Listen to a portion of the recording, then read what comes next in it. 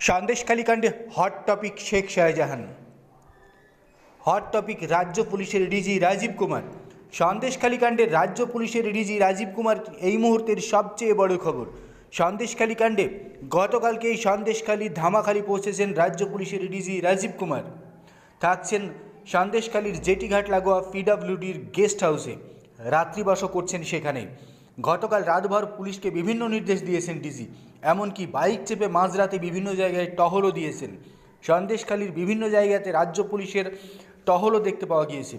গতকালই সন্দেশখালী পৌঁছানোর পর বড় পদক্ষেপ নেওয়ার চেষ্টা করছেন রাজীব কুমার, কারণ দিল্লি থেকে প্রবল চাপ রয়েছে রাজীব কুমার এবং মুখ্য সচিবের উপরে। লঞ্চে করে বিভিন্ন এলাকায় ঘোরাঘুরি করছেন, বিভিন্ন জায়গায় ঘুরে জায়গার পরিস্থিতি খতিয়ে দেখছেন। পাশাপাশি সন্দেশখালী থানায় আধিকারিকদের সঙ্গে বৈঠকও সেরেছেন। আর তার মাঝেই সন্দেশখালী থানায় যাওয়ার সময়তেই সংবাদ মাধ্যমের সামনে কিছু বলতে চাইলেন রাজীব কুমার। এক সাংবাদিকের হঠাৎই প্রশ্ন, আজকে কি বিষয়ে বলবেন?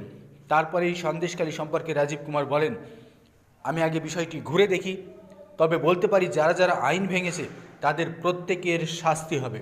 রাজীব কুমারের এই মন্তব্যের পরেই ওয়াকিবহাল মতের ধারণা যে নিজেই রাজীব কুমার আইন ভেঙেছেন, তাহলে তার বেলায় কী হবে।